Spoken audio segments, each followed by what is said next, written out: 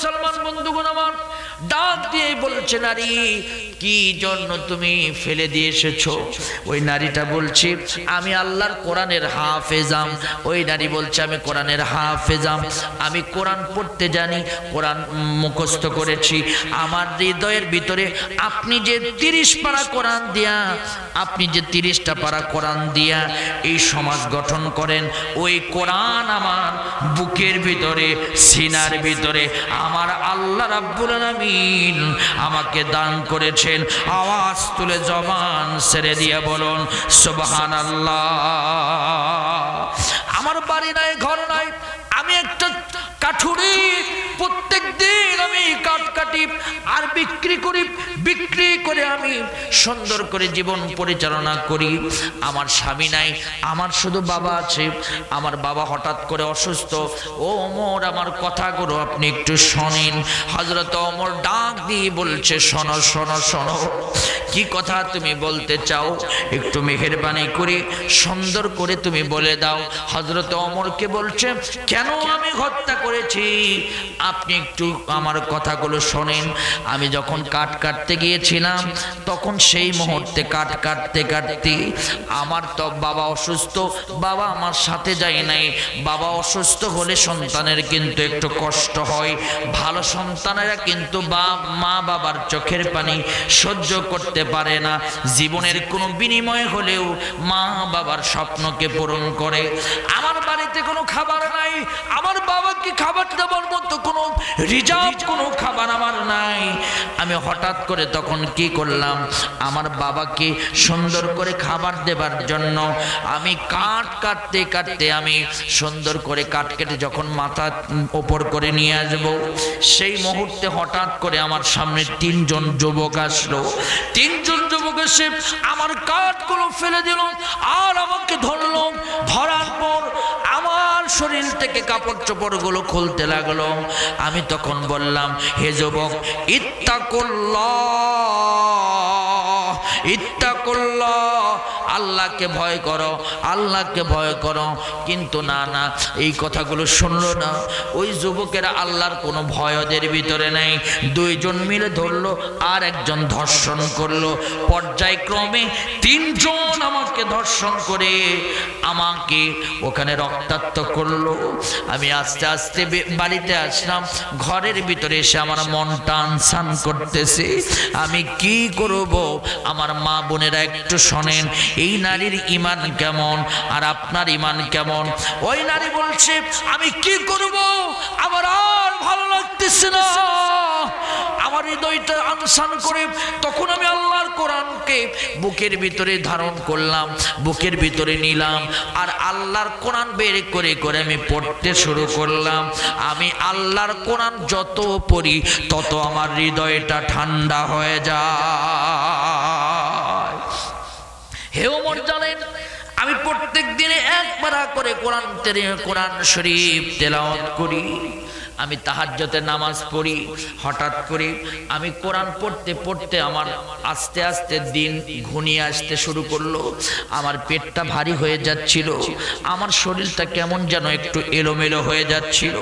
হঠাৎ করে বুঝতে পারলাম আমার পেটের ভিতরে অবৈধ সন্তান। আমার এই অবৈধ সন্তান নিয়ে আমার আরো টেনশন বেড়ে গেল। বলেন তো, অবৈধ সন্তান যদি পেটের ভিতরে হয়, ওই নারীর কোনো দাম থাকে নাকি ভাই? কথা কন না কেন ভাই? স্বামী না থাকলে যদি সন্তান হয়, তাহলে ওই নারীকে কিন্তু সমাজে কেউ ভালোবাসবে না। তার তো সমাজ নাই, কিন্তু তার ভিতরে ইত্তাকুল্লাহ, আল্লাহর ভয় আছে।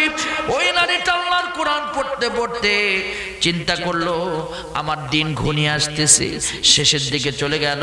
আমার ভাইয়েরা সূরা কলাম পড়তে পড়তে 10 নম্বর আয়াত পড়লো, উতুল্লিম বা'দা যালিকা জানি।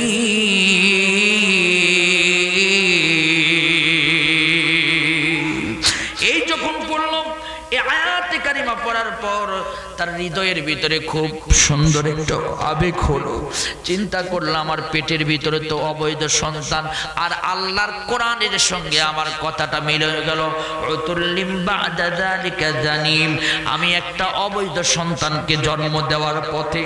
কিন্তু আল্লাহ পাক বলছে যারা অবৈধ সন্তান তারা কিন্তু কোরআনের বিপক্ষে কথা বলবে, ইসলামের বিপক্ষে কথা বলবে, কোরআনের বিপক্ষে কথা বলবে। তারা কিন্তু ইসলামকে সহ্য করবে না, কোরআনকেও সহ্য করবে না। আমার তখন কেমন যেন অনুভূতি, টেন্ডেন্সি আলাদা হয়ে গেল। চিন্তা করলাম এটি ওমরের সমাজ, এটি কোরআনের সমাজ, আমি একজন কোরআনের হাফেজা, কেমন করে আমার সন্তানটা ইসলামের বিরুদ্ধে কথা বলবে? এটা তো আমার বৈধ সন্তান নয়। তখন আমার খুব আবেগ আপ্লুত হলো। হঠাৎ করে আমি ওমর শোনেন, হঠাৎ করে আমি এই সন্তানকে জন্ম দিলাম। জন্ম দেওয়ার পর দেখি এত ফুটফুটে একটি সন্তান, একটা ছেলে সন্তান। আমি দেখার পর আবার চোখটা জুড়ে গেল। এত সুন্দর সন্তান, আমি কিভাবে এই সন্তানকে হত্যা করব? মায়ায় পড়ে গেলাম। কিন্তু আল্লাহর কোরআন আমার সামনে দাঁড়ায় গেল। ইয়া আইয়ুহাল্লাযীনা আমানু লা তুলহিকুম আমওয়ালুকুম ওয়ালা আওলাদুকুম আন যিকরিল্লাহ।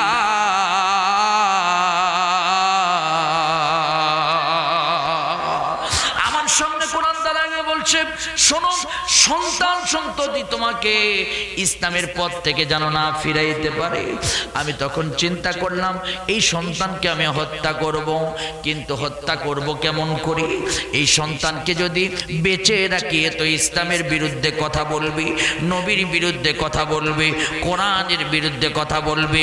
ওয়ালিদ ইবনে মুগিরা কিন্তু কোরআনের বিরুদ্ধে কথা বলেছিল, ইসলামের বিরুদ্ধে কথা বলেছিল।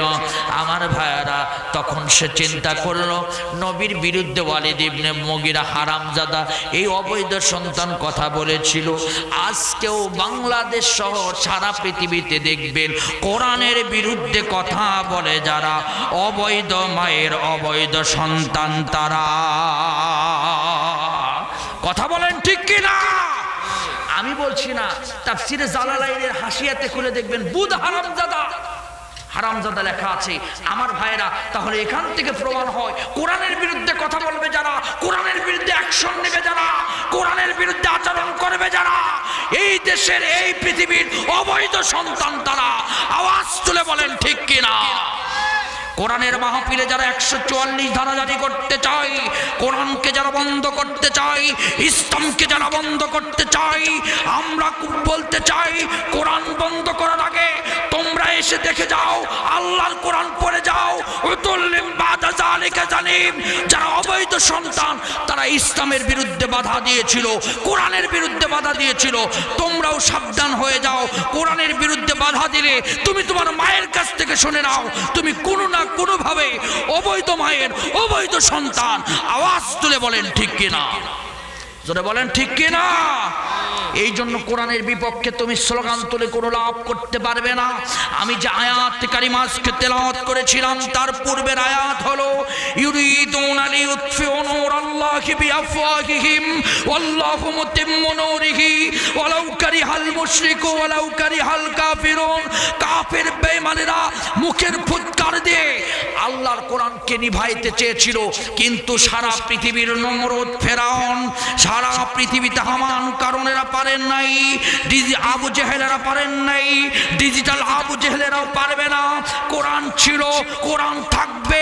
ইন্না সামি'না কুরআনান আজাবা, কোরআন একটা আশ্চর্যান্বিত কিতাব।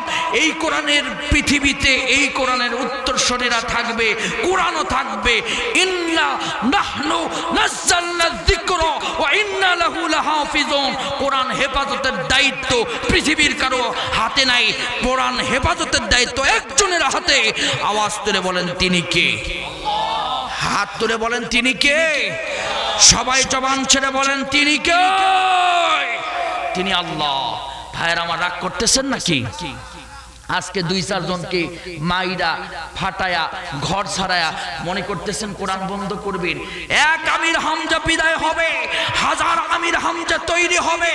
এক মামুনুল হক বিদায় হবে, হাজার মামুনুল হক তৈরি হবে। এক সাইদি সাহেব বিদায় হবে, হাজার সাইদের জন্ম হবে। কথা বলেন না কেন, ঠিক কি না? তারপরেও কোরআন বন্ধ করতে পারবে না। আমি আপনাদের কাছে জানতে চাচ্ছিলাম, কোরআন হেফাজতের দায়িত্ব আওয়াজ তুলে বলেন কে নিয়েছেন? আল্লাহ পাক নিয়েছেন। ভাইয়ের আমার, প্রিয় মুসলমান বন্ধুগণ, আমার কথাগুলো খুব মনোযোগ দিয়ে শোনার চেষ্টা করবেন। হযরত ওমর রাদিয়াল্লাহু তাআলা আনহু কে ডাক দিয়ে বলছেন, শোনেন, একটু কথা শোনেন, আমার কথাগুলো একটু ভালো করে শোনার চেষ্টা করেন। ভাইয়েরা আমার, হযরত ওমর রাদিয়াল্লাহু তাআলা আনহুকে ওই মহিলাটা ডাক দিয়ে বলছেন, আমি আমার পেটের সন্তানকে আল্লাহর কোরআন অনুযায়ী হত্যা করলাম, চিন্তা করলাম দুনিয়া থেকে বিদায় করে দিব, একে মেরে মেরে একে সুন্দর করে বিদায় করে দিব। গলা টিপে হত্যা করার পর আমার মনে হলো হারামাল্লাহু আলাইহিন নার, যে কোনো অপরাধ করবে, অন্যায়ভাবে কাউকে হত্যা করবে, সে জাহান্নামে যাবে। চিন্তা হলো, এই সন্তান তো কোনো অপরাধ করেন নাই, সন্তানকে কেন আমি হত্যা করলাম? আল্লাহর কোরআন আমার সামনে বারবার আসতেছিল, আল্লাহর কোরআন আমার সামনে এসে আমাকে দোলা দিচ্ছিল, আর আমি কোরআন শরীফ দিয়ে নিজেকে সান্ত্বনা দিচ্ছিলাম।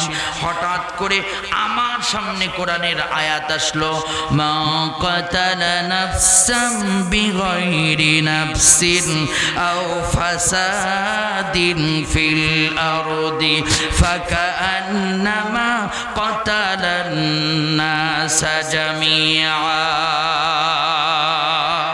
কেউ যদি দুনিয়াতে একজন মানুষকে হত্যা করে, সারা দুনিয়াকে সে যেন হত্যা করলো।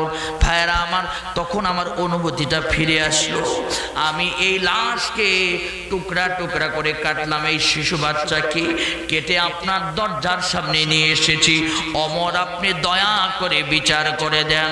আওয়াজ তুলে বলেন তো, বিচার করার দরকার আছে না? না। আমি আপনাদের উদ্দেশ্যে বলবো, আজকে বিচার তো অবশ্যই হওয়া দরকার। আজকে অন্যায় যারা করবে বিচার তাদের হবে, কিন্তু আজকে বিচার পায় না সারা পৃথিবীতে মানুষ। টাকা আছে যার, বিচার আছে তার। আমার ভাইয়েরা, ক্ষমতা আছে যার, বিচার আছে তার। কথা বলেন ঠিক কিনা? আমার প্রিয় মুসলমান বন্ধুগণ, মা বোনদের উদ্দেশ্যে সামান্য একটু কথা বলবো। মা বোনেরা, আপনারা 4টা আমল করবেন। 1 নাম্বার হলো নামাজ, 2 নাম্বার হলো স্বামীর খেদমত, 3 নাম্বার হলো পর্দা। আমার ভাইয়েরা, 1 নাম্বার নামাজ, 2 নাম্বার হলো রোজা, 3 নাম্বার স্বামীর খেদমত, 4 নাম্বার হলো পর্দা। এই 4টা আমল যদি করতে পারেন, আল্লাহ পাকের 8টা জান্নাতের যে কোনো দরজা দিয়ে আপনি প্রবেশ করতে পারবেন। কিন্তু মা বোনেরা, আপনাদেরকে বলবো, আপনাদের হিসাব কম, এই জন্য আপনাদেরকে আমলগুলো ইখলাসের সহিত করতে হবে। অহংকার করা যাবে না, চগলখড়ি করা যাবে না। আমি বলবো, শুধু মহিলাদেরকে, মহিলা মা বোনেরা জাহান্নামে গেলে আমরাও কিন্তু রক্ষা পাবো না। মা বোনদেরকে ভালো করতে হবে, আর নারীদেরকে ভালো করতে হলে তাকে সর্বপ্রথম আগে আল্লাহর কোরআন শিক্ষা দিতে হবে। 2 নাম্বার হলো নারীদেরকে সর্বপ্রথম, 2 নাম্বার বিষয়টা হলো নারীদেরকে আল্লাহর ভয় ঢোকায়া দিতে হবে। কারণ একজন নারী জাহান্নামে গেলে 4 জন পুরুষ জাহান্নামে যাবে। তার মধ্যে 1 নাম্বার হলো বাবা, 2 নাম্বার হলো বড় ভাই, 3 নাম্বার হলো বড় ছেলে, 3 নাম্বার হলো স্বামী, 4 নাম্বার হলো বড় ছেলে। বাবা যখন বিবাহ শাদী দেয়, তখন কিন্তু নারীদেরকে অনেক কিছু দিয়ে দেয়। তারপরেও কিয়ামতের দিন জাহান্নামে যাওয়ার সময় বাবাকে ছাড়বে না। আমাদের অনেকের মেয়ে আছে না? যখন বাবা দুনিয়ার জমিন থেকে বিদায় নেয়, বড় ভাই কিন্তু বাবার দায়িত্ব পালন করে। বড় ভাই তখন কিয়ামতের কেয়ামতের দিন সে ডাক দিয়ে বলবে, বড় ভাইকে আমার সামনে নিয়ে এসে দেন, কারণ বড় ভাই আমাকে পদ্মার জন্য উৎসাহিত করেন নাই। বড় ভাইকে নিয়ে এসে দেন, বড় ভাইকে নিয়ে এসে দেওয়া হবে। বড় ভাইয়ের মাথার উপরে পা দিয়া বড় ভাইকে নিয়ে জাহান্নামে যাবে। 3 নম্বর হলো স্বামী। কোন মানুষ যদি বিবাহ বন্ধনে আবদ্ধ হওয়ার পর তার স্বামীর কাছে কিন্তু সে প্রিয় হয়ে যায়, স্বামী কিন্তু তার লালন পালন করে, বিবাহের পরে সমস্ত হিসাব নিকাশ স্বামীর উপরে পড়ে যায়। যদি পর্দা না করে স্বামী কিন্তু জাহান্নামী হবে। আর স্বামী যদি বিদায় নেয় বড় ছেলের উপরে দায়ভারটা পড়ে যায়। এই জন্য 4 জন একটা নারীর সঙ্গে জাহান্নামে যাবে। আর একটা মানুষের কলিজায় যদি 4টা নারীর মহব্বত থাকে, আল্লাহ রব্বুল আলামিন তাকে জান্নাতে কবুল করবেন। আওয়াজ তুলে বলেন সুবহানাল্লাহ। তার মধ্যে 1 নম্বর নারীর মহব্বত হচ্ছে মা। আমাদের আছে না নাই? সবাই বলেন আছে না নাই? আমার ভাইয়েরা, মাকে যদি মহব্বত করি, আপনি মায়ের মহব্বতে, মায়ের দোয়ায় আপনি জান্নাতে যেতে পারবেন। 2 নম্বর হলো স্ত্রী। স্ত্রীকে আপনি সন্তুষ্ট রাখতে হবে, স্ত্রী সুন্দর করে স্ত্রীর প্রয়োজন মেটাতে হবে। তবে মাকে বাদ দেয়া নয়, আবার স্ত্রীকে বাদ দেয়া মাকে সম্মান আর মহব্বত নয়। যার জায়গা তার কাছে, কথা বলেন ঠিক কিনা? সন্তান স্ত্রীকেও আপনাকে সন্তুষ্ট করতে হবে। রাসূল কারীম সাল্লাল্লাহু আলাইহি ওয়াসাল্লাম স্ত্রীদেরকে মহব্বত করতেন, স্ত্রীদেরকে ভালোবাসতেন, স্ত্রীদেরকে নিজের জীবনে অনেক বেশি ভালোবাসতেন। রাসূল বলেন, যারা স্ত্রীকে মহব্বত করে না তারা কোনোদিন জান্নাতে যেতে পারবে না। বিশ্বনবী মুহাম্মদুর রাসূলুল্লাহর একসঙ্গে 9টা স্ত্রী ছিলেন। রাসূল 9 জন স্ত্রীকে মহব্বত করতেন, ভালোবাসতেন। আওয়াজ তুলে বলেন সুবহানাল্লাহ। স্ত্রীকে সন্তুষ্ট রাখতে হবে। 3 নম্বর হলো, একজন মানুষের 3 নাম্বার হলো যার মহব্বত থাকবে সে হলো বোন। নিজের বোন আছে না নাই? অন্য কোন চাচাতো মামাতো খালাতো বোন নয়, নিজের বোনের কথা বলছি। একজন মানুষের কলিজায় নিজের বোনের মহব্বত থাকতে হবে। আর বোনকে কি করতে হবে জানেন? বোনের অধিকার ঠিক মতো দিতে হবে, বোনকে যত্ন নিতে হবে। ونستعينه ونستغفره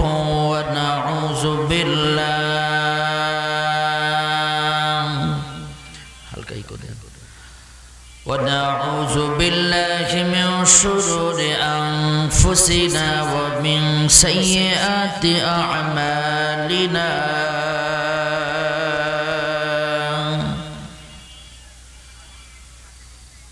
من يهد الله فلا مضل له ومن يضلله فلا هادي له.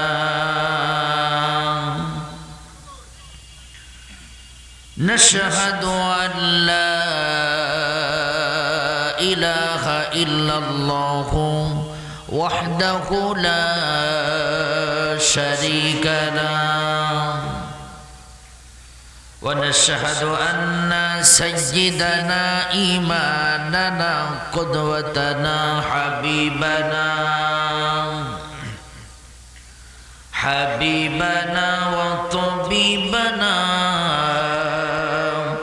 وطبيب قلوبنا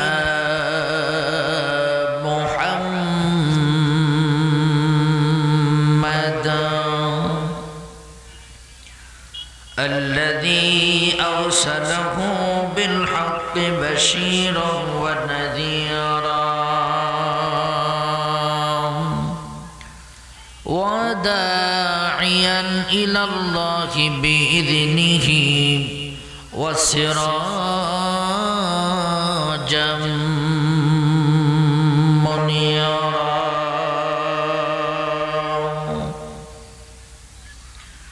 فقد قال الله تعالى في كلامه المجيد وفرقانه الحميد.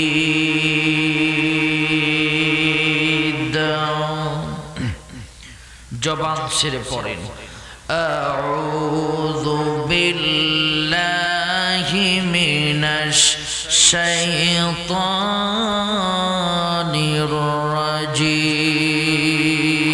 الرجيم بسم الله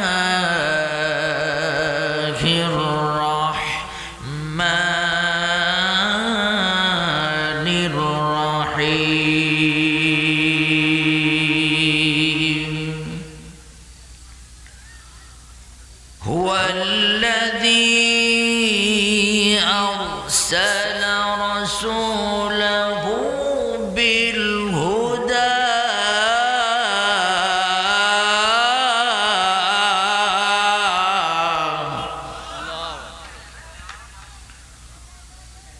هو الذي أرسل رسوله بالهدى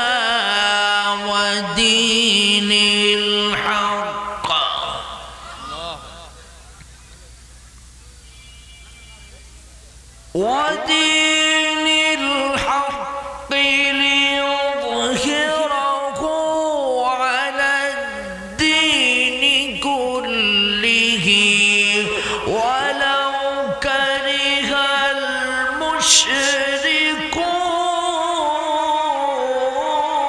المشركون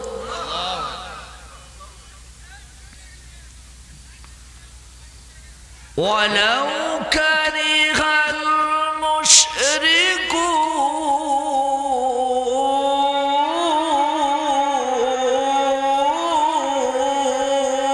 المشركون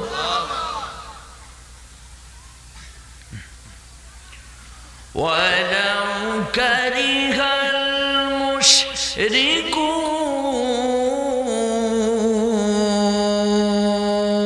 المشركون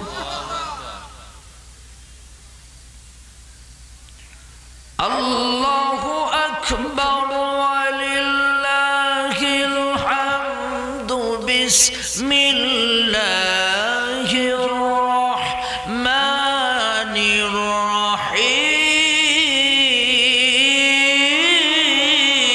الرحيم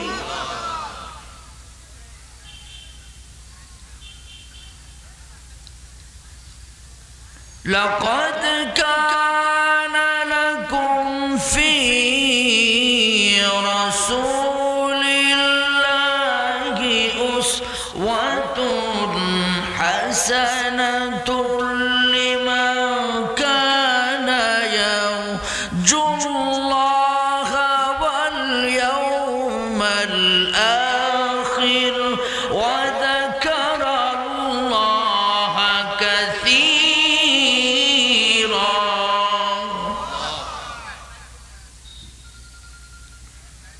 صدق الله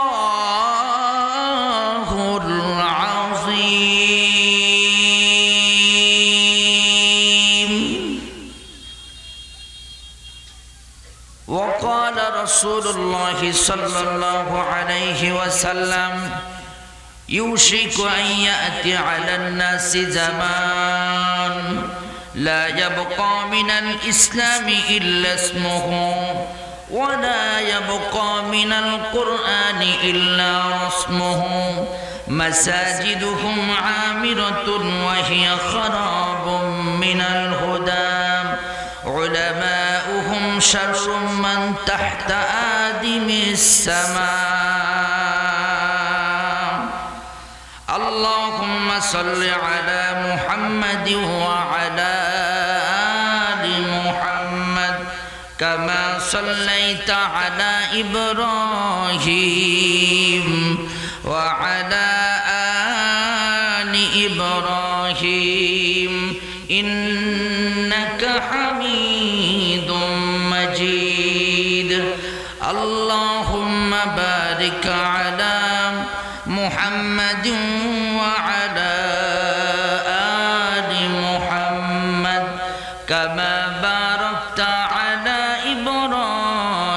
إبراهيم وعلى آل إبراهيم إنك حميد مجيد মানুষ কই জাহিরে দুনিয়া ছাড়িয়া মসজিদের ওই পালকি আয়না দোলা দেয় সাজায়া তারে জনমের লাগিয়া ঠিক কিনা মানুষ কই জাহিরে দুনিয়া ছাড়িয়া মসজিদের ওই পালকি আয়না দোলা দেয় সাজায়া তারে জনমের লাগিয়া লা ইলাহা সবাই লা ইলাহা একটা জবানও বন্ধ থাকবে না। আপনারা কি রাগ করছেন নাকি? আপনারা একটু চাপায় চাপায় সুন্দর দেখি মেহেরবানি করি একটু চাপায় চাপায় আসুন। আজকে কোরআনের বাগান, এই জান্নাতি বাগানে সকলের সৌভাগ্য হবে না যে বাগানে আসবে।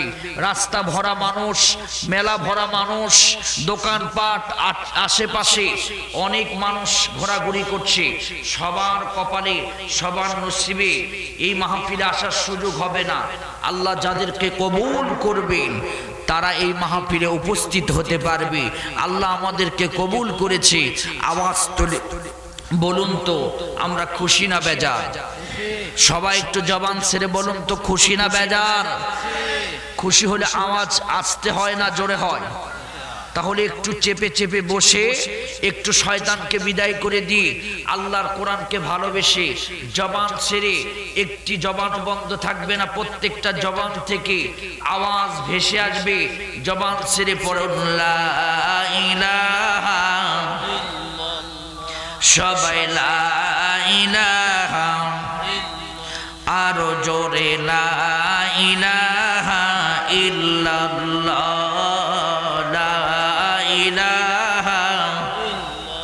জোরে লা ইলাহা, আরো জোরে লা ইলাহা, লা ইলাহা ইল্লাল্লাহ, লা ইলাহা ইল্লাল্লাহ, ইল্লাল্লাহ ইল্লাল্লাহ, লা ইলাহা, লা ইলাহা, সুবহানাল্লাহ ওয়ালহামদুলিল্লাহ, লা ইলাহা ইল্লাল্লাহ, লা ইলাহা, লা ইলাহা। ভাইয়া বহু দূরে মদিনা, আমি কেমনি যাব জানি না, ঠিক কিনা? ভাইয়া বহু দূরে মদিনা, আমি কেমনি যাব জানি না। দয়ার আল্লাহ দয়া করো, দয়ার মাওলা দয়া করো, নসিব করো মদিনা, লা ইলাহা, সবাই লা ইলাহা, জোরে লা ইলাহা, আরো জোরে লা ইলাহা, লা ইলাহা ইল্লাল্লাহ, লা ইলাহা। আর কত রক্ত ঝরবে, আর কত মানুষ মরবে, ঠিক কিনা? আর কত রক্ত ঝরবে, আর কত মানুষ মরবে। কখনো কি আর সোনালি জামানার, কখনো কি আর সোনালি জামানার ওমরের যুগ ফিরে আসবে, শান্তির দিন ফিরে আসবে, শান্তির দিন ফিরে আসবে। আসবে কেন এত বিধবা হলো যে নারী কি পাপে মায়ের বুক হলো যে খালি ঠিক না কেন এত বিধবা হলো যে নারী কি পাপে মায়ের বুক হলো যে খালি না জানি কত কাল স্বজন হারানো জন না জানি কত কাল স্বজন হারানো জন নির্বাক জবানে কাঁদবে তারা নির্বাক জবানে কাঁদবে আর কত রক্ত ঝরবে আর কত মানুষ মরবে আলহামদুলিল্লাহ রাব্বিল আলামিন পৃথিবীর মানচিত্রে সুন্দর সবুজ শ্যামল একটি দেশ যার নাম বাংলাদেশ বাংলাদেশের ঐতিহ্যবাহী বগুড়া জেলার কাহালু উপজেলাধীন কালাই কর্ণিপাড়া আশরাফুল উলুম নুরানি হাফিজিয়া কওমি ইয়াতিমখানা মাদ্রাসার উদ্যোগে আজকে নবম অধিবেশন বিরাট তাফসীরুল কোরআন মাহফিল আজকের মাহফিলের সভাপতি আছেন এলাকার অত্যন্ত সম্মানিত সুযোগ্য আল্লাহ পাক যাকে সভাপতির আসনে কবুল করেছে জনাব ডাক্তার মোহাম্মদ শামসুল হক সাহেব আল্লাহর কাছে দোয়া করছি আল্লাহ পাক সভাপতি সাহেবের নেক হায়াত দারাজ করুন আল্লাহ কোরআনের জন্য কবুল করুন আল্লাহ তাআলা এই মাদ্রাসার খেদমতে কবুল করুন আওয়াজ তুলে বলেন আমিন একটু জোরে বলেন আমিন প্রধান অতিথি হিসাবে উপস্থিত ছিলেন জনাব মোহাম্মদ আল হাসিবুল হাসান সুরুজ সাহেব উপজেলা চেয়ারম্যান কাহালু উপজেলা আল্লাহর কাছে দোয়া করছি আল্লাহ পাক তার এই খেদমতকে কবুল করুন আরো আলোচনা পেশ করেছেন বিশেষ অতিথি হিসাবে এসেছিলেন আমন্ত্রিত অতিথি হিসাবে অনেকে এসেছিলেন বিশেষ করে আজকে আপনাদেরকে বাদ মাগরিব থেকে কোরআনের আলোচনা করে ধন্য করেছেন হযরত মাওলানা কারি হাবিবুর রহমান সাহেব তিনদিঘি কেন্দ্রীয় মসজিদের সম্মানিত পেশ ইমাম এই মাদ্রাসার অত্র মাদ্রাসার সহকারী শিক্ষক আল্লাহ পাক ভাইয়ের নেক হায়াত দারাজ করুন তার কণ্ঠকে কোরআনের জন্য কবুল করুন আওয়াজ তুলে বলেন আমিন দ্বিতীয় মেহমান হিসেবে আলোচনা পেশ করেছে তরুণ প্রজন্মের অন্যতম অহংকার তারুণ্যর ফুলের আভাস নিয়ে যে সারা বাংলাদেশে কোরআনের দাওয়াত নিয়ে ছুটছে আপনাদের মাদ্রাসার সম্মানিত মুহতামিম আমার অত্যন্ত কাছের আমার হৃদয়ের আমার ভাই বিশিষ্ট ইসলামী চিন্তাবিদ মুফাসসিরে কোরআন মিডিয়া ব্যক্তিত্ব হাফেজ মাওলানা মুফতি নিজামউদ্দিন সাহেব আল্লাহর কাছে দোয়া করছি আল্লাহ পাক এই কণ্ঠকে সারা পৃথিবীর জন্য কবুল করুন আওয়াজ তুলে বলেন আমিন আর একজন ভাই আমার অত্যন্ত কাছের এখানে এসে বসেছেন আজকে তার মাহফিল নাই হযরত মাওলানা মাসুদ বিল্লাহ নোমানী আমার অত্যন্ত প্রিয় ছোট ভাই নলডুবি তার বাড়ি আল্লাহ পাক তাকেও কোরআনের জন্য কবুল করুন অনেক সুন্দর কোরআন থেকে কথা বলে আল্লাহ প্রত্যেকের এই কথাগুলো আল্লাহ পাক নাজাতের জন্য কবুল করুন আওয়াজ তুলে বলেন আমিন এই মাদ্রাসা কমিটিকে আমি ধন্যবাদ জানাচ্ছি এ সুন্দর আয়োজন করবার জন্য এ জান্নাতে বাগানে যারা বসে জান্নাতি ফুল হিসাবে আজকে আখিরি মোনাজাত পর্যন্ত বসবেন মেহেরবানি করে যারা দাঁড়িয়ে আছেন আপনাদেরকে অনুরোধ করব সুন্দর একটি পরিবেশ করে দেন আশেপাশে যারা কাজ করতেছেন একটু আস্তে আস্তে সাউন্ড দেন আমি আপনাদেরকে সংক্ষিপ্ত আকারের কিছু কথা আজকে জুমার রাত আপনাদেরকে শোনাতে চাই আল্লাহ কবুল করুন আওয়াজ তুলে বলেন আমিন আপনারা আজকের আলোচনা শুনতে পেয়ে খুশি না বেজার এই মাহফিলে আসতে পেরে খুশি না বেজার এখানে নিয়ে এসেছেন কে একটু সবাই আওয়াজ তুলে বলেন কে? এখান থেকে নিয়ে যাবেন কে? সব কিছুর একমাত্র মালিক, আওয়াজ তুলে বলেন তিনি কে? আল্লাহ তাআলা। যে আল্লাহ পাক আজকের এই সুন্দর বাগানে জান্নাতি ফুল হিসাবে আমাদেরকে কবুল করলেন, আমরা সমস্বরে আওয়াজ তুলে একসঙ্গে জবান ছেড়ে পড়ছি আলহামদুলিল্লাহ। সবাই পড়ছি আলহামদুলিল্লাহ। রব্বানা লাকাল হামদ হামদান কাসীরান তাইয়িবান মুবারাকান ফীহি ইয়া রব্বি লাকাল হামদু কামা ইয়ানবাগি লিজালালি ওয়াজহিক ওয়া আযীমি সুলতানিক। আমরা আল্লাহর মহানত্ব প্রশংসা আদায় করলাম, আল্লাহর কাছে দোয়া করছি আমাদের এই মাহফিল যেন আল্লাহ পাক কবুল করেন।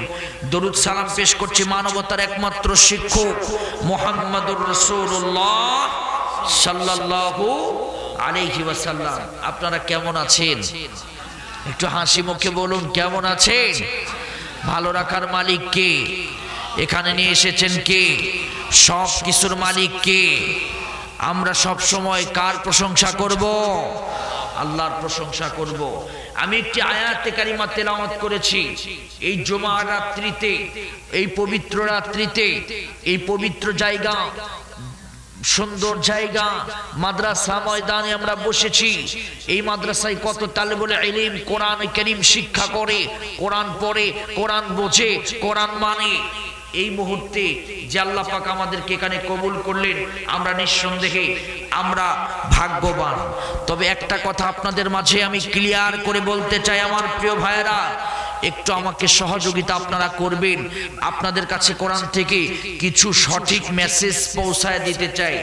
এমন একটি সময় আমরা কোরআনের আলোচনা করতে বসেছি, এমন একটি সময় আমরা কোরআন শুনতে বসেছি। সারা পৃথিবীতে আজকে মুসলমান থাকবে কি থাকবে না এ নিয়ে আজকে বেঈমান নাস্তিকেরা উঠে পড়ে লেগেছে। আজকে সারা দুনিয়াতে কোরআনের আইন থাকবে কি থাকবে না এই বিষয়গুলো নিয়ে আজকে বেঈমান নাস্তিকেরা আমাদেরকে আঘাত করতে শুরু করেছে। আল্লাহর কোরআনের আইনগুলো কেটে কেটে বাদ দিচ্ছে, মাদ্রাসার উপরে হামলা করছে, মাদ্রাসাকে বিভিন্ন ষড়যন্ত্র করে ভেঙে দেওয়ার চেষ্টা করতেছে। মাদ্রাসা শিক্ষা শুধু তাই নয়, ছোট্ট ছোট্ট বাচ্চাগুলোকে দুনিয়ার জমিন থেকে তারা বিদায় করে দেয়। এমন কি 10,000 মানুষকে, ফিলিস্তিনে প্রায় 10,000 মানুষকে হত্যা করেছে। মসজিদুল আকসাকে ইসরায়েলের বেঈমান নাস্তিক মুরতাদেরা এই মসজিদুল আকসাকে দখল করে তারা সেখানে পূজা মণ্ডপ বানাইতে চায়, তারা তাদের গির্জা বানাইতে চায়, মসজিদ ভেঙে গির্জা বানাইতে চায়। মুসলমানদেরকে দূরীভূত করে ইসরায়েল নামক হাইনারা আজকে সারা দুনিয়াতে নেতৃত্ব দিতে চায়। এত সহজ নয়। আওয়াজ তুলে বলেন তো মুসলমানদের পক্ষে কে আছেন? সবাই জবান ছেড়ে বলেন মুসলমানদের পক্ষে কে আছে? আল্লাহ পাক আছেন। শুধু তাই নয় আমার ভাইয়েরা, মুসলমানদেরকে এমন ভাবে নির্যাতন শুরু করেছে যে নির্যাতনের মাধ্যমে মুসলমানদের শিশুদের পর্যন্ত ছেড়ে দেওয়া হচ্ছে না। আজকে বিল্ডিং গুলো খসে খসে পড়তেছে, বিল্ডিং এ বোমা মারছে, আজকে গুলি করছে, তাহাজ্জুদের নামাজে দাঁড়াচ্ছে, সেখানে মানুষকে মারতেছে। প্রায় আজকে 7 সপ্তাহ হলো আজকে মসজিদুল আকসাতে জুমার নামাজ পড়তে দেয় না আমার ভাইয়েরা। আর মুসলমান কত সহ্য করবে? আর সহ্য করার সময় নাই। মুসলমান ঝাঁপায়া পড়ে বেঈমান নাস্তিকদেরকে প্রতিহত করতে হবে। কারা কারা মুসলমানের পক্ষে স্লোগান দিবে? দুহাত তুলে আল্লাহকে দেখায় দেন। লিল্লাহি তাকবীর, লিল্লাহি তাকবীর। ভাইয়েরা আমার, এই কথাগুলো আপনাদেরকে আজকে ক্লিয়ার করে বলবো। একটা ছোট্ট ঘটনা আপনাদেরকে বলি। আল্লাহ পাক এই ইসরায়েলদের বেঈমানদের বিরুদ্ধে ফিলিস্তিনিদেরকে কি ইমানের শক্তি দিয়েছেন। 37 দিন পর্যন্ত একটা শিশু একটা মা জন্মগ্রহণ করার পর শিশু ওই বিল্ডিং এর ভিতর থেকে যখন বম মেরেছে, ওই বিল্ডিংটা স্তূপটা ভেঙে চুরমার হয়ে গিয়েছে। ওই বিল্ডিং এর স্তূপের নিচে শিশুটা 1 দিন নয় 2 দিন নয় 37 দিন পর্যন্ত শিশুটা বিল্ডিং এর স্তূপের নিচে ওই আবর্জনা, ময়লা, বালি, এরপরে হচ্ছে ইটের চাপা পড়ে শিশু 37 দিন পর্যন্ত থেকেছে। অবশেষে উদ্ধার কর্মীরা উদ্ধার করে দেখে ওই শিশুটা মৃত্যুবরণ করেনি, এখন পর্যন্ত শিশু জীবিত আছে। চিৎকার দিয়ে বলেন সুবহানাল্লাহ। জীবিত রেখেছেন কে? জোরে বলেন কে? জীবিত রেখেছেন আল্লাহ পাক। তাকে হাসপাতালে নিয়ে যাওয়া হয়েছে, সুন্দর করে ট্রিটমেন্ট দেওয়া হয়েছে। এবার ডাক্তার বলছে শিশুর কোনো সমস্যা হয় নাই। একটা মানুষ সাধারণত 37 দিন পর্যন্ত বাঁচে না। আবার শিশু বাচ্চা দুধ খান নাই, এরপরে আমার ভাইয়েরা কোনো খাবার পর্যন্ত পায় নাই, ইটের আঘাত, এরপরে বালির চাপা পড়ে, তারপরেও আল্লাহর কারিশমা, আল্লাহ মুসলমানদেরকে হেফাজত করেছেন। 37 দিন পর্যন্ত বাচ্চাকে আল্লাহ রেখে দিয়েছেন, কোনো ক্ষতি পর্যন্ত হতে দেন নাই। যিনি, তিনি কে? হাত তুলে, দোহাত তুলে বলেন তিনি কে? সেই রব এখনো মুসলমানদের পক্ষে আছেন, যে মুসলমানদেরকে সহযোগিতা করবেন। তাদের ইমানের পাওয়ার ছিল। তার মা বাবারা আলহামদুলিল্লাহ আলহামদুলিল্লাহ বলছে। ভাইয়ার আমার, আর ওই রকম ছোট্ট শিশুরা আজকে আমাদের বাড়িতে খেলাধুলা করতেছে, আমাদের মাদ্রাসার ফিল্ডে খেলাধুলা করতেছে। আর ওই ইসরাইল বেঈমানদের গুলিতে শিশুরা চিৎকার মেরে বলছে, রব্বানা আখরিজনা মিন হাযিহিল ক্বরিয়াতি যালিমি আহলুহা ওয়াজআল লানা মিন লাদুনকা ওয়ালিয়া ওয়াজআল লানা মিন লাদুনকা নাসীরা। আল্লাহ তোমার সাহায্য নাজিল করো, আল্লাহ তোমার সাহায্য নাজিল করো। মুসলমানেরা আওয়াজ তুলে বলেন তো, আল্লাহর সাহায্যের দরকার আছে না নাই? জোরে বলেন আছে না নাই? আমার প্রিয় মুসলমান বন্ধুগণ, আমার প্রিয় ভাইয়েরা আমার, খুবই মনোযোগ দিয়ে শুনেন।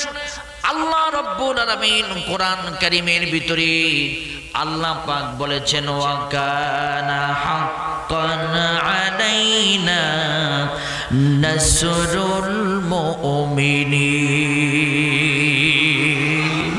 আমি আল্লাহ, তোমরা আমার প্রতি ঈমান আনয়ন করবে, আমাকে রব বলে স্বীকার করবে। আমি আল্লাহ কথা দিলাম, মুসলমান মুমিনদের জন্য আমি আল্লাহ পাক আমার রহমত থেকে আমি সাহায্য নাজিল করব। আজকে দেখবেন হামাসের যোদ্ধারা প্রায় 100 বছর হলো ফিলিস্তিনের মুসলমানেরা ইহুদিদের বিরুদ্ধে লড়তেছে, কিন্তু তারা এক চুল পরিমাণ ঈমানও বিক্রি করেন নাই। মুসলমানেরা ওই ইসরায়েলের বেঈমানদের কাছে মাথা নত করেন নাই। তারা সেজদায় পড়ে একজনকে ডাক দিয়েছেন। আওয়াজ তুলে বলেন তো তিনি কে? সবাই বলেন তিনি কে? এই জন্য আমরা সুখে দুঃখে সব সময় আওয়াজ তুলে বলেন একজনকে ডাকবো, তিনি কে? সবাই বলেন তিনি কে? আমার ভাইয়ের, আমার প্রিয় বন্ধুগণ, আলোচনা লম্বা করব না।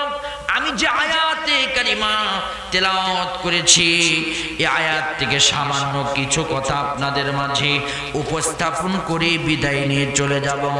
জবান ছেড়ে আমার সাথে একসঙ্গে জবান ছেড়ে আপনারা পড়েন, আউযু বিল্লাহি মিনাশ শাইতানির রাজিম, বিসমিল্লাহির রহমানির রহিম। হুয়াল্লাযী আরসালা রাসূলাহু বিল হুদা ওয়া দীনিল হক ওয়া দীনিল হক লিইয়ুযহিরাহু আলাদ দীনি কুল্লিহি ওয়ালাউ কারিহাল মুশরিকুন।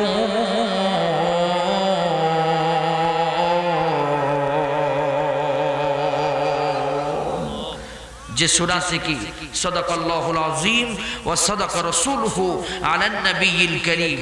আপনাদের ধৈর্যচ্যুত করব না, একদম ডাইরেক্ট কোরআন থেকে আলোচনা শুরু করেছি। রাসূল প্রেরণের উদ্দেশ্য কি?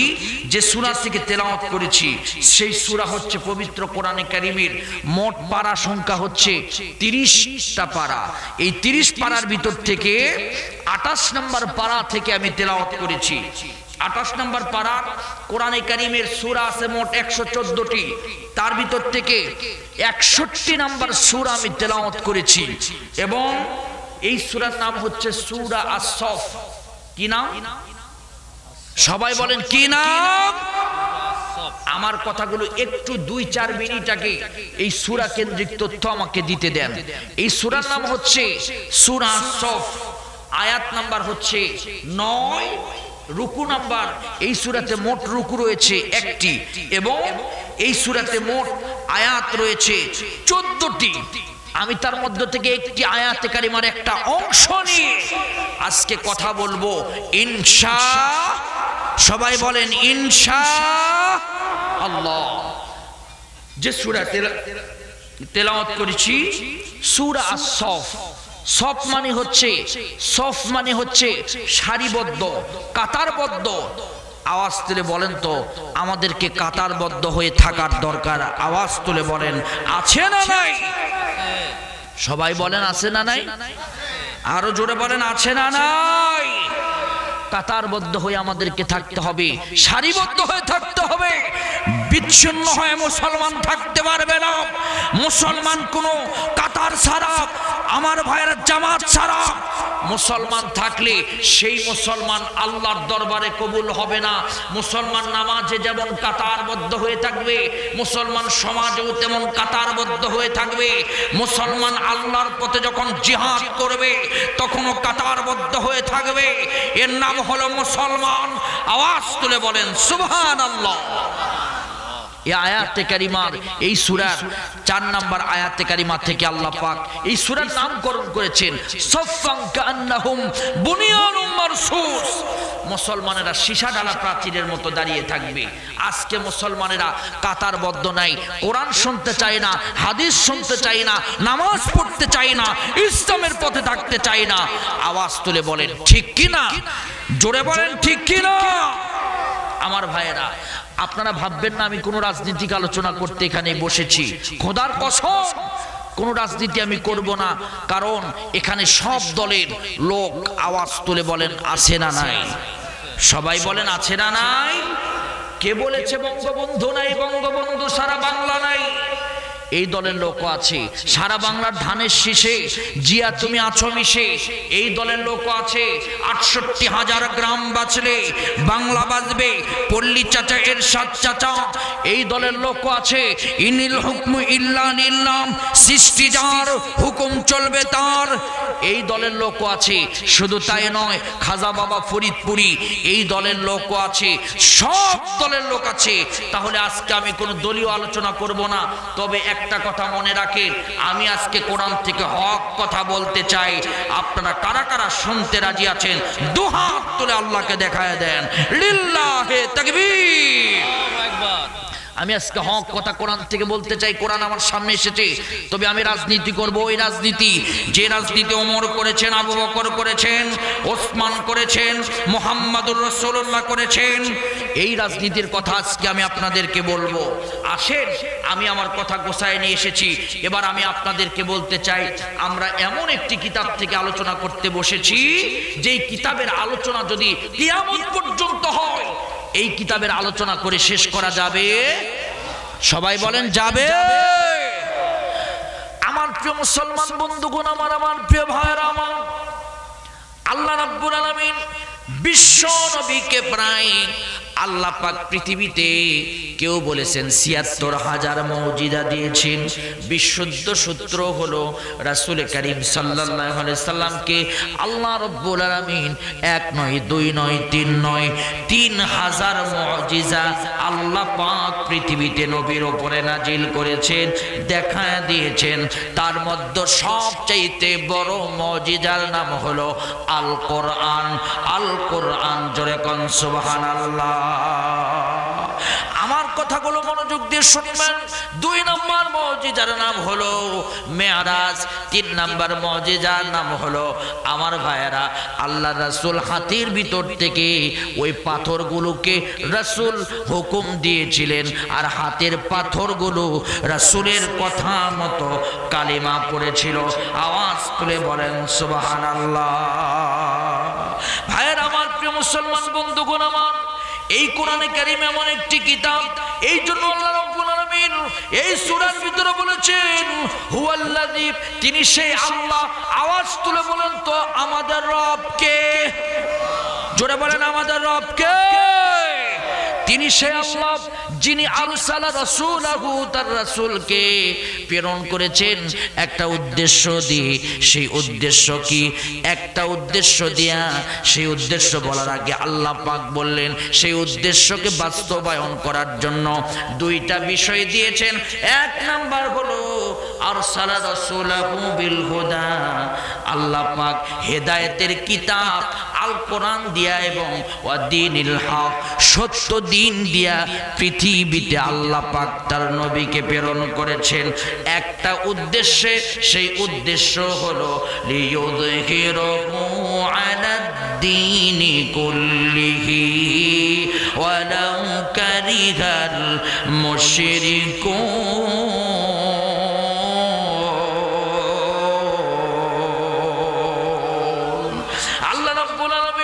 একটা উদ্দেশ্য দিয়ে সকল মতদর্শকে, সকল পথকে, সকল কিছুকে বানচাল করে দিয়া আল্লাহর দ্বীনকে প্রতিষ্ঠা করার জন্য রাসূলকে প্রেরণ করেছে। রাসূলের মিশন আর আমাদের মিশন কিন্তু একই মিশন।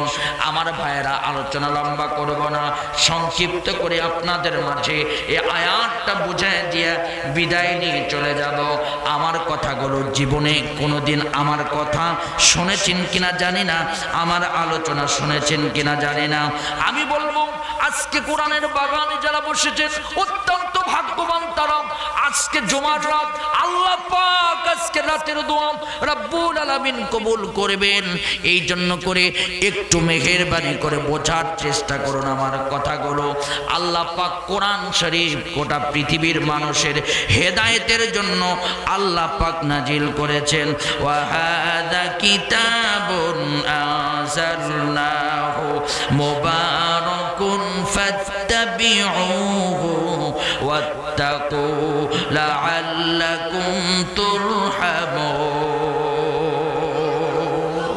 আল্লাহ রাব্বুল আলামিন এই হেদায়েতের বাণী নাজিল করেছেন। এই কোরআন দিয়ে যখন সমাজ পরিচালনা করতে গিয়েছিল হযরত ওমর রাদিয়াল্লাহু তাআলা আনহু, কোরআনের শাসন যখন কায়েম করেছিল ওমর, তখন কিছু খ্রিস্টান পাদ্রী ছিল। এই খ্রিস্টান পাদ্রীগুলো বলল, ওমর তোমার কোরআন সত্য না মিথ্যা? আওয়াজ তুলে বলেন তো আল্লাহর কোরআন সত্য না মিথ্যা? আল্লাহর কোরআন সত্য। ওমর এই সত্য কিতাব দিয়ে যখন গোটা দুনিয়া চালাইতে লাগলেন, কিছু মানুষ তার বিরোধিতা করলো, কিন্তু না না, অবশেষে হযরত ওমর লিয়ুযহিরাহু আলাদ-দীনি কুল্লিহি ওয়ালাউ কারিহাল মুশরিকুন। মুশরিকেরা এই কোরআন গোটা দুনিয়াতে কায়েম হোক, মুশরিকেরা চায় না। আমার ভাইয়েরা, আমার প্রিয় বন্ধুগণ, কিন্তু আল্লাহর কোরআনকে বিজয় দান করার জন্য রাসূলকে প্রেরণ করেছেন। আওয়াজ তুলে জবান ছেড়ে দিয়ে বলুন সুবহানাল্লাহ।